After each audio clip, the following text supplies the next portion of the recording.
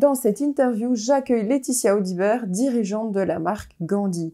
Sa mission, aider les entreprises, peu importe leur taille, et les particuliers, à créer une cagnotte solidaire. Que l'on soit dans le premier cas ou dans le deuxième, on peut avoir envie d'influencer positivement son environnement. Alors on se dit, pourquoi pas soutenir une cause? Et c'est parfait. Mais laquelle choisir?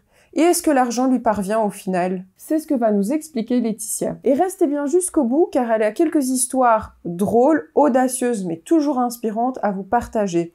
Et vous verrez d'ailleurs que le partage fait partie des valeurs de la marque Gandhi. Si tu aimes ce type de contenu, je t'invite à mettre un petit pouce bleu pour me l'indiquer et par la même occasion soutenir mon travail. D'ailleurs, si tu n'es pas abonné, je t'invite également à le faire pour ne rien rater. Mais avant de te laisser te régaler avec cette interview, je te rappelle que tu peux télécharger ton bonus qui s'affiche ici gratuitement via l'adresse qui s'affiche ici en dessous ou qui se retrouve dans la barre de description et qui t'aidera à développer un positionnement de marque unique pour ton entreprise. Alors, bonne interview! Bonjour Laetitia, content de te recevoir sur la chaîne. Bonjour et merci à toi de me recevoir. Avec plaisir. Est-ce que tu peux nous présenter ta marque et nous dire exactement où tu te situes, enfin dans quelle région? D'accord, eh bien, ma marque, c'est Gandhi. C'est une Mhm. plateforme SaaS, Solidarité as a Service, et on se situe à Paris, mais on a également une antenne en PACA, sur la Côte d'Azur, et en Nouvelle-Aquitaine, à Bordeaux. Ok. Et est-ce que avant de t'occuper de cette SaaS, tu faisais autre chose ou tu as toujours fait ça? T'es sorti de l'école, tu t'es dit je veux faire ça. Je faisais complètement autre chose. Je suis avocat à l'origine, Ah ouais, ok. spécialisée en droit des affaires internationales. Ensuite, j'ai travaillé plus de 17 ans dans la gestion de fortune, dans des fonds d'investissement. Et ensuite, j'ai dirigé moi-même une société de gestion d'actifs au Luxembourg, Belgique et Paris. Et mon social calling a été plutôt, il y a à peu près 5 ans, où j'ai décidé de tout quitter pour me lancer dans l'engagement solidaire et le développement durable et embarquer les entreprises à faire du bien. Ok. Et qu'est-ce qui t'a motivé? Enfin, quel est l'élément déclencheur de tout ça? Alors, il y en a plusieurs. Le premier, en fait, en vrai, j'ai ça dans le sang et dans l'ADN depuis toute petite parce que quand j'avais 6 ans, j'ai fini devant le juge pour enfants parce que les dames de service donnaient plus à manger aux fils du maire qu'à des personnes pauvres dans l'école. Et donc, moi, ça me révoltait. Donc, j'ai fait la révolution à la cantine avec bataille de purée, tout ça. Et en fait, Waouh. la maman du fils du maire m'a attrait en justice. Donc, je me suis retrouvée au tribunal, enfin, dans le bureau du juge avec mon papa, ma maman de chaque côté. Et le juge m'a sermonné en me disant, Mademoiselle Audibert, vous ne pouvez pas faire justice vous-même. Et donc, je m'étais dit que ma carrière de justicière était fichue. Et en quittant son bureau, il m'a murmuré à l'oreille, mais vous avez eu raison. Et du coup, je me suis dit, ben, un jour, c'est pour ça que je me suis dirigée vers le droit, parce que je voulais, voilà, moi, j'avais vraiment besoin d'un sentiment de justice. Et puis, et d'ailleurs, pour la petite histoire, il y a pas très longtemps, on a rentré Mousseline comme client, la purée. Ah Et ouais. c'est avec cette purée mousseline que j'avais fait la révolution à la cantine. Donc, du coup, la boucle est bouclée.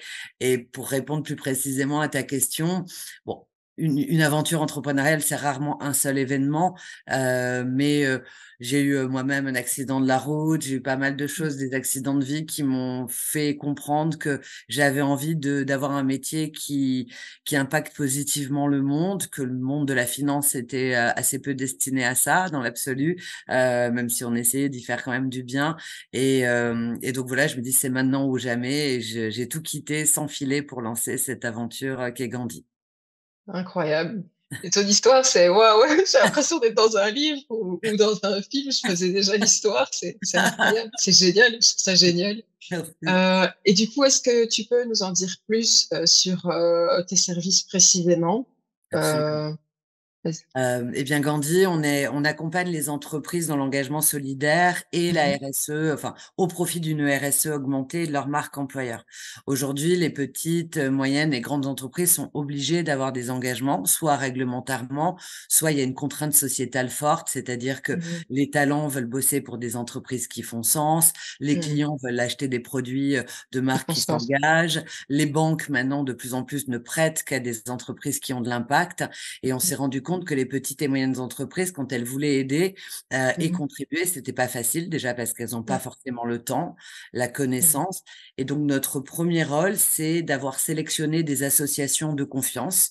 Donc Mmh. aujourd'hui, on travaille avec plus de 100 associations dans différents secteurs d'activité, que sont la santé, l'environnement, le droit des femmes, les enfants, l'humanitaire, l'éducation. Enfin, on touche tous les domaines de la philanthropie. Et on a sélectionné des assos dont on sait où va l'argent, à quoi il a servi, pour qu'il y ait une traçabilité derrière. Ce portefeuille nous permet, quand on voit une entreprise, de lui proposer des associations qui vont correspondre à leurs valeurs, à leur métier, à leur ancrage territorial, pour qu'il y ait une cohérence. Mmh. Et ensuite, donc déjà, sélection d'associations. Ensuite, on les aide à communiquer. Donc, on leur fournit clé en main des nouvelles de ce que fait l'association, brandées à leur image, des capsules vidéo pour qu'ils puissent communiquer en interne et en externe. Bien sûr, à collecter des dons pour l'entreprise elle-même, mais elles peuvent aussi embarquer leurs clients, leurs collaborateurs à donner avec elles. Donc, c'est un Mmh. processus d'écosystème. Et enfin, on les aide à progresser dans la RSE en général, c'est-à-dire qu'on va, au-delà de l'engagement solidaire, leur proposer des actions RSE à mettre en place, que ce soit sur le numérique responsable, le handicap, les éco-gestes, enfin plein d'actions, des défis à faire réaliser par leurs collaborateurs pour acculturer tout le monde aux éco-gestes et à pouvoir être responsables dans leur vie personnelle, parce que l'entreprise, c'est bien qu'elle le fasse, mais il faut acculturer les gens et les Mmh. aider à avoir un comportement plus responsable. Donc voilà, Ouais. on a construit plein de formules pour pouvoir, qu'on soit une toute petite boîte, même un freelance, commencer à s'engager et faire des choses au quotidien et pour aider et d'avoir des externalités positives. Je suis Ouais. vraiment convaincue qu'on est tous des colibris. Je sais pas si tu connais cette légende du colibri? Non, ouais, je suis Je intéressée, connais vas-y, pas. dis-moi. La légende du colibri veut que, il y avait le feu dans la jungle, et tous les animaux de la jungle, quittent la jungle en courant, et il y a un petit colibri qui va au lac et qui récupère, de l'eau, avec son petit bec et il jette sur le feu, et tous les animaux lui disent: «Mais qu'est-ce que tu fais, petit colibri? Ça sert à rien». Il lui dit: «Ben, je fais ma part». Ouais, c'est une belle histoire et j'aime beaucoup le message derrière. C'est Merci. inspirant. Du coup, tu me parles d'entreprise, tu me parles de freelance, mais Mmh. j'ai pu voir sur ton site qu'il y avait aussi, des particuliers. J'avais Absolument, vu un couple pour leur mariage ou une demoiselle pour son anniversaire et je trouvais exactement. ça, chouette parce que c'est vrai que des fois, on ne sait pas quoi faire, on a envie d'entreprendre quelque chose, mais au final, par où on commence et je trouvais ça super. Exactement. En fait, ça a même commencé par là, par les particuliers. L'idée, c'est Mmh. que tous les événements de vie, que ce soit la naissance d'un enfant, un mariage, un pot de départ, un challenge sportif, au lieu d'avoir un énième cadeau matériel dont souvent on se demande si nos amis nous connaissent, Oui. et de dire, moi, j'aime cet asso, aidez-moi à la soutenir derrière. Et ça permet de viraliser le don. En moyenne, au lieu d'avoir un donateur unique sur une plateforme de dons, ça va être 20, 30, 40 donateurs. Et du coup, pour l'association, ça va lui permettre de collecter plus de dons. Pour le particulier, d'avoir la chance d'avoir chacun impacté positivement le monde. En plus, les dons sont déductibles des impôts. Oui. Donc, en partie, donc entre 66 et 75% pour les particuliers et 60% pour les entreprises. Donc, il y a quand même en plus un levier fiscal hyper intéressant puisque Mmh. si je te fais un cadeau pour ton anniversaire de 100 € en donnant à une association que tu aimes, ça me coûte en réalité que 40 €. Ouais, c'est 30, vrai. 34, pardon.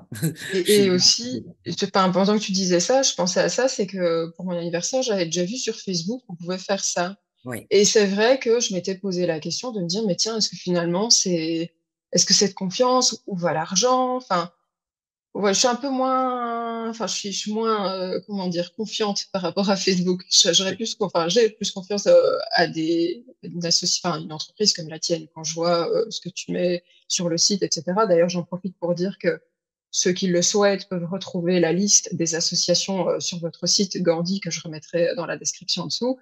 Et il y a quand même pas mal de témoignages, de choses. C'est intéressant de voir. En fait, On a envie de donner partout presque, Ouais, de c'est ça, soutenir. c'est dire. Pour ton info, moi-même, je me suis auto-ruinée avec ma propre start-up parce que bah, chaque fois que je rentre une association, bah, forcément, j'ai envie de les aider aussi à titre personnel. Donc voilà, je suis pas hyper douée en modèle économique des fois. Mais en plus, pour revenir, alors la légende veut que ce soit, en fait, il y a parmi les histoires dans l'histoire, pour mes 40 ans, j'avais lancé ce que j'avais appelé le Birthday Project, parce que j'avais moi-même une association qui s'appelait le Provocateur de sourire et qui était un magazine que de bonnes nouvelles, parce que j'avais marre de la sinistrose ambiante, et donc j'avais dit, bah au lieu d'avoir un énième cadeau, faites du bien au monde. Et j'avais lancé ça sur Facebook, qui ne le faisait pas du tout. Et ça a Mhm. généré plus de 200 000 vues sur les réseaux sociaux à l'époque, hein, c'était il y a un petit temps. Et en fait, j'ai eu plus de 1200 cadeaux de gens que je ne connaissais pas. Alors, qui a donné à la personne, à une personne âgée dans son immeuble, est allé lui apporter des fleurs, a donné au SDF en bas de la rue, a planté des arbres. Et je me suis dit, mais c'est génial pour mon Ouais. anniversaire, qui est un tout petit événement. J'ai eu plein de gens qui se sont mobilisés. Et ils m'ont dit un petit peu la même chose sur un autre système qui s'appelle Litchi et qui est le système de cagnotte, où c'était pas destiné aux associations indirectement. Là, l'argent va sur le compte séquestre de l'association, Mhm. les reçus fiscaux sont émis, et après, quelques années plus tard, a priori, enfin très peu de temps plus tard, Facebook a lancé le concept, mais tu as raison, le problème c'est que ça reste un GAFA, qu'on n'a pas forcément envie de mettre sa carte Mhm. bleue sur Facebook, que parallèlement, bah, il n'y a pas les reçus fiscaux où c'est une tannée pour les récupérer. Et au-delà de ça, bah, souvent, toi, t'es pas inscrit sur Facebook forcément avec ton nom. Tu sais, il y a des gens, ils mettent petite Mhm. clochette du désert, machin. Donc, le reçu fiscal ne sera pas adéquat. Donc, voilà, pour plusieurs raisons de confiance, c'est vrai que on a voulu pallier ces inconvénients et du coup, optimiser le don et le rendre en confiance. J'ai une question un peu privée, peut-être qui vient comme ça à l'esprit après tout ce que tu racontes. Tes parents aujourd'hui, ils en pensent quoi de tout ça? Ils sont hyper fiers. Enfin, j'ai vraiment de la chance d'avoir des parents qui m'ont soutenu au départ. Bah, c'est pas facile quand voilà, moi j'avais un métier où je gagnais relativement bien ma vie, où j'étais en sécurité, et voilà, de voir que j'ai tout quitté pour lancer une aventure comme ça.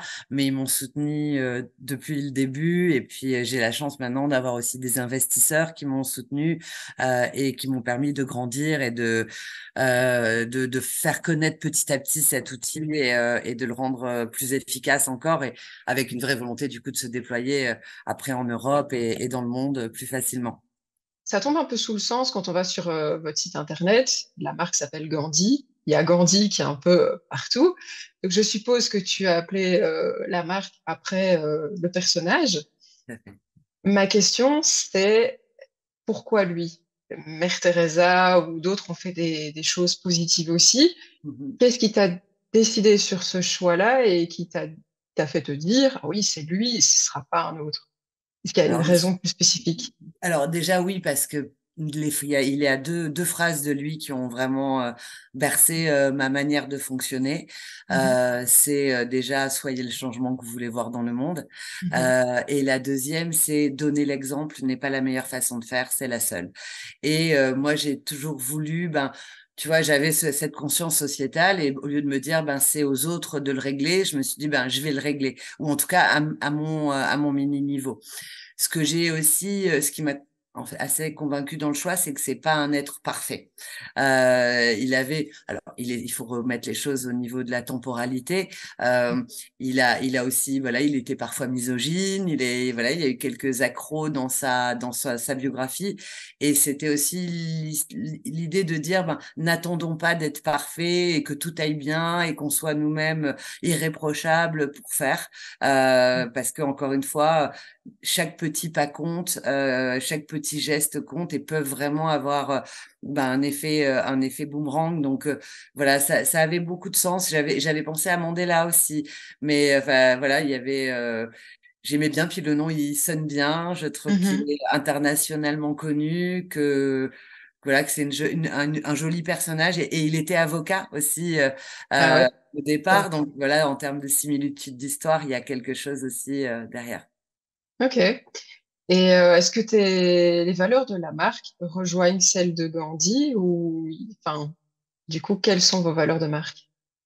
Nos valeurs de marque, elles sont le partage, la solidarité, la conscience de l'autre, la solidarité, bien sûr. Je l'ai peut-être dit, je sais plus. Oui, mais c'est Oui, pas grave. voilà.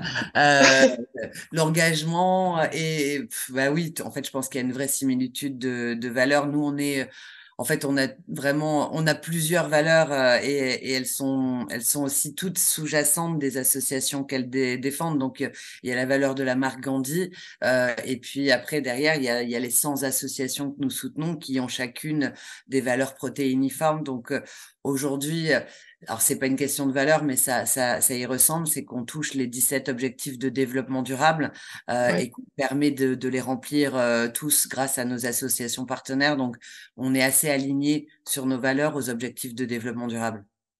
Et en interne à la boîte, est-ce que vous avez une façon de les faire vivre ou il y a des choses qui sont mises en place Pour faire vivre ces valeurs-là ou pour la faire vivre marque, alors, on est encore une toute petite équipe, hein, on est 5, ouais. donc, et en plus, on vient de grandir à peine maintenant. On était moins que ça il y a encore peu de temps. Euh, Disons que ces valeurs de partage, elles sont aussi au quotidien. Bah, déjà, toutes les personnes qui s'engagent avec Gandhi ont aussi chevillé au corps l'envie de changer le monde. Je crois que il y a pas longtemps, pour te donner un exemple, j'ai justement fait un recrutement et le fait de travailler pour Gandhi, donc une entreprise à impact, a attiré pour un poste de business developer qui est pourtant un marché en tension.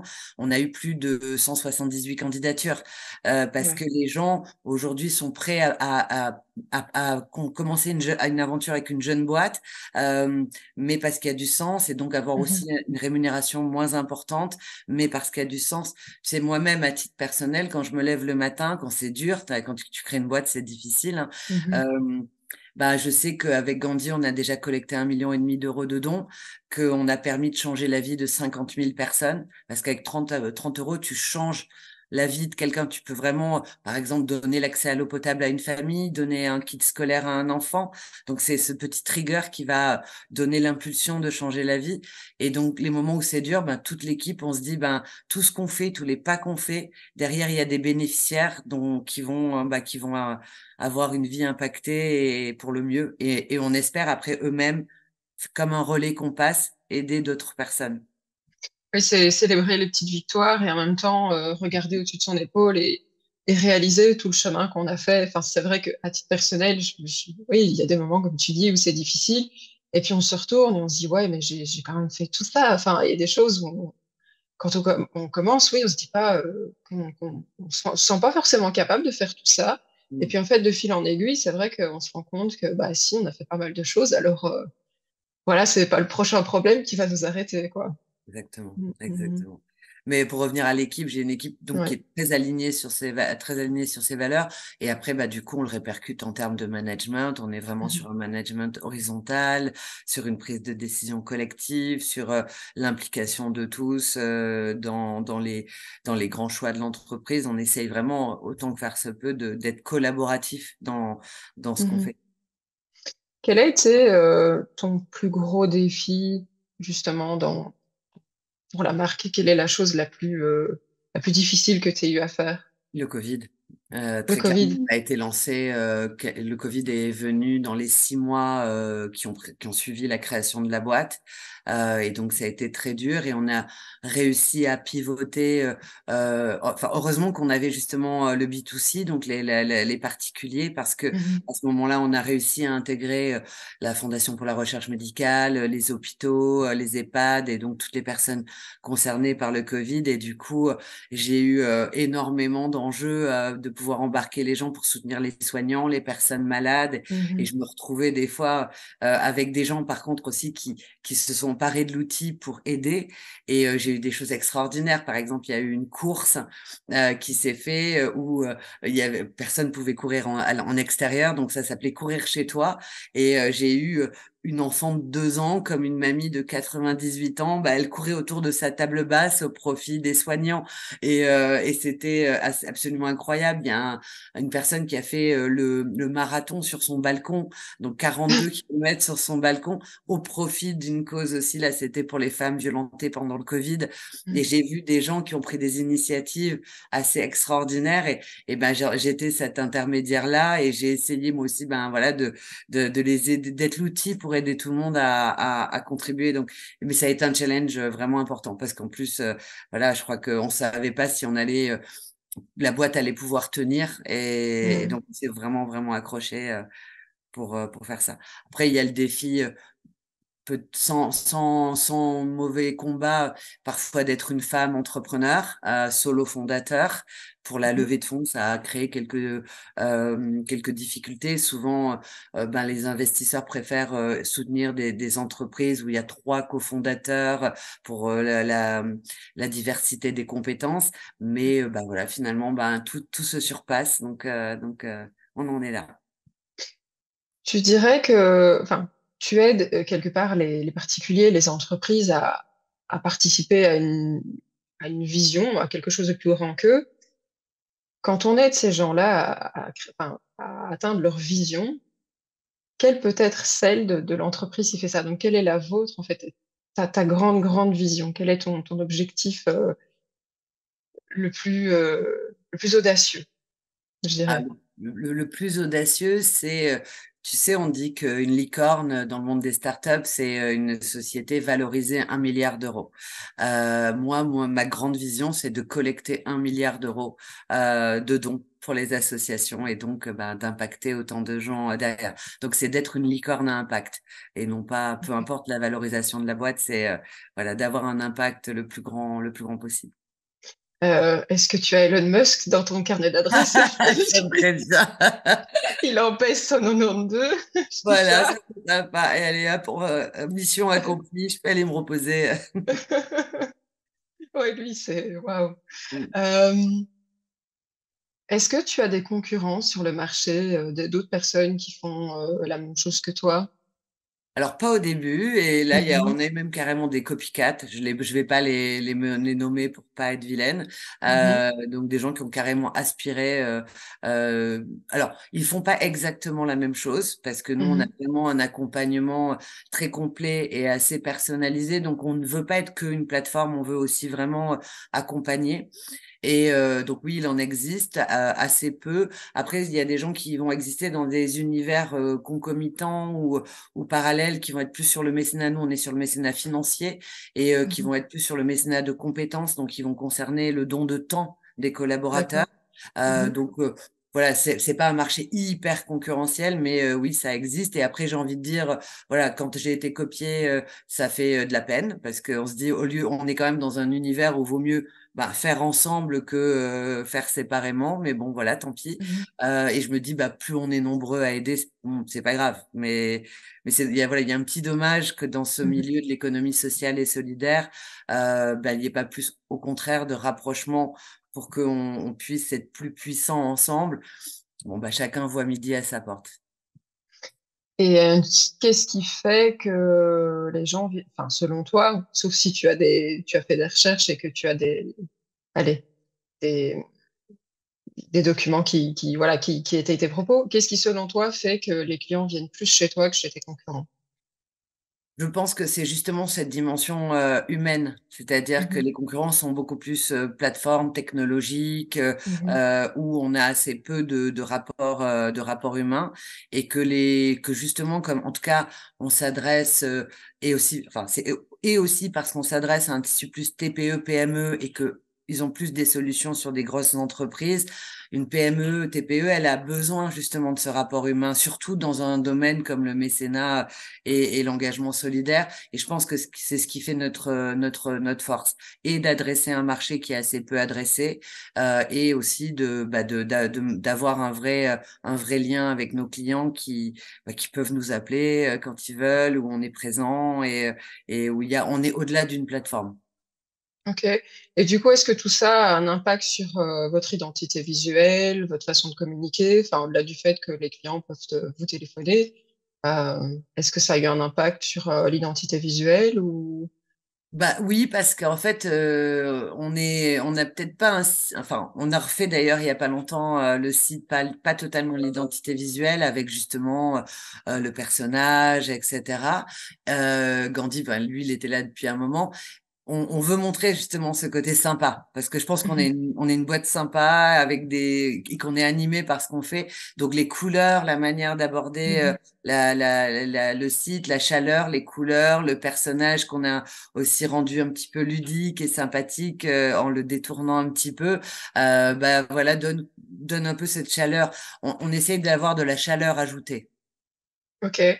Euh, Zut, j'ai oublié ma question suivante. Ah oui, voilà. Tu parlais du site. Est-ce que vous avez d'autres points de contact à part le site web par lesquels les clients voilà, peuvent venir vous trouver, interagir avec la marque? Ben, les réseaux sociaux, on est présent Mhm, sur tous les réseaux sociaux, le site, le blog, nous-mêmes, on va avoir bah, pas mal de démarches prospectives derrière, mais non, globalement, oui, c'est réseaux sociaux et sites. d'accord. Et comment vous gérez la cohérence entre tous les points de contact? Est-ce qu'il y a quelqu'un qui s'occupe du branding, de la communication ou... Ouais. Ok. Oui, on a une personne qui s'occupe de la com, des réseaux sociaux, on a un CRM qui est le point d'entrée des Mhm, différents canaux d'acquisition et on essaye bah, justement de créer une cohérence mhm. pour mieux répondre aux demandes qui nous sont faites. Ok. Est-ce que c'est quelque chose qui est compliqué pour vous aujourd'hui ou tu dirais que ça va? Vous vous Ça débrouillez va. bien? Bah, tout est tout le temps améliorable, hein, je veux dire, Oui, tout à fait. c'est venant du droit, j'ai appris tous les métiers quelque part parce que c'était aucun de ces métiers n'était le mien et donc on est le kaizen japonais donc amélioration continue en fait donc Mhm, bien sûr qu'on peut faire mieux donc on essaie de se documenter parfois on a des prestataires qui viennent nous faire des recommandations donc on s'améliore petit à petit là justement pour ce branding là et le changement de site on a pris quelqu'un qui est venu ben, nous conseiller, a fait un mhm. audit, nous a un petit peu orienté pour être un peu plus justement attractif et cohérent avec nos valeurs. Ok, top. Est-ce que tu as un conseil à donner pour quelqu'un qui veut lancer sa start-up demain? Je vais y arriver. Ton meilleur conseil. Oh. Euh, alors, mon meilleur conseil, enfin, je sais pas si c'est le meilleur d'ailleurs, en tout cas, déjà, c'est un conseil, c'est que quand on lance une boîte, on a des ambitions extrêmement précises, normalement, et déjà de savoir que ça prend toujours beaucoup plus de temps que l'on croit, mais mon meilleur conseil, c'est d'être passionné par ce qu'on fait. Parce que Mhm, justement, comme je le disais tout à l'heure, quand les moments sont difficiles, si tu es animé par ce que tu fais, eh ben, tu passeras mieux les obstacles alors que si on crée un produit pour des mauvaises raisons, juste pour faire du mhm, business, pour faire de l'argent, bah, du coup, on va lâcher un peu l'affaire un peu plus vite. Voilà. Donc, c'est au moins trouver ce qui vous anime pour mhm. pouvoir, bah, voilà, créer un produit qui vous ressemble et être content de travailler. Je sais plus si c'est Confucius ou Lao Tse qui disait, si tu fais ce que t'aimes, tu travailleras pas un seul jour de ta vie. Oui, et ça rejoint aussi, comment il s'appelle encore, qui dit qu'il faut connaître son pourquoi. Ouais. Je ne sais plus son nom. Bref, c'est pas grave. Mais tu nous as déjà raconté tantôt une anecdote assez croustillante, mais ça c'était par rapport à ton enfance. Est-ce que tu en as une par rapport à ta start-up? J'en ai plein, mais là, le mien, j'en ai pas qui me viennent en tête, croustillantes. Il y en a des pas rigolotes et il y en a des sympas. Je pense que la plus sympa, c'est quand Dadju, le chanteur, a créé une cagnotte sur Instagram qu'on a gagné contre Instagram d'ailleurs, puisque Instagram fait les dons comme Facebook vu que c'est Meta. Et il y Mhm, avait une sorte d'appel d'offres et ils ont préféré passer par nous. Et Instagram disait, vous allez voir, ça va planter, etc. Parce que Dadju, il a invité Antoine Griezmann, Paul Pogba, des chanteurs, enfin des trucs de fou. Et en fait, Instagram a planté 10 fois pendant la soirée, pendant le live.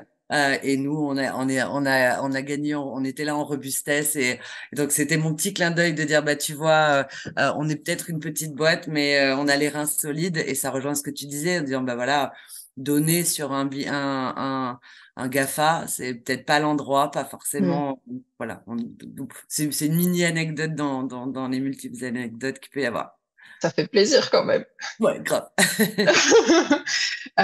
Quelle question je ne t'ai pas posée et que tu aurais bien aimé que je te pose? S'il y en a une, s'il n'y en a pas, il n'y en a pas, c'est pas grave. Non, tu as été assez complète. Donc oui, ça tu l'as dit, pour te retrouver, c'est le site internet où on trouve le blog, je remettrai tout.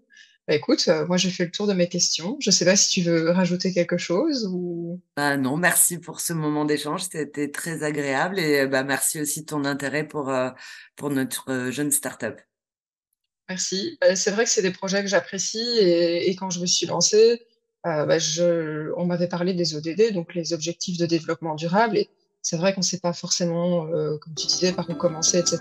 Et je me suis dit que voilà, ça pourrait intéresser le public de la chaîne qui est axé sur le branding, mais voilà, ça en fait partie aussi. Donc c'était chouette de te recevoir, en tout cas je suis super contente.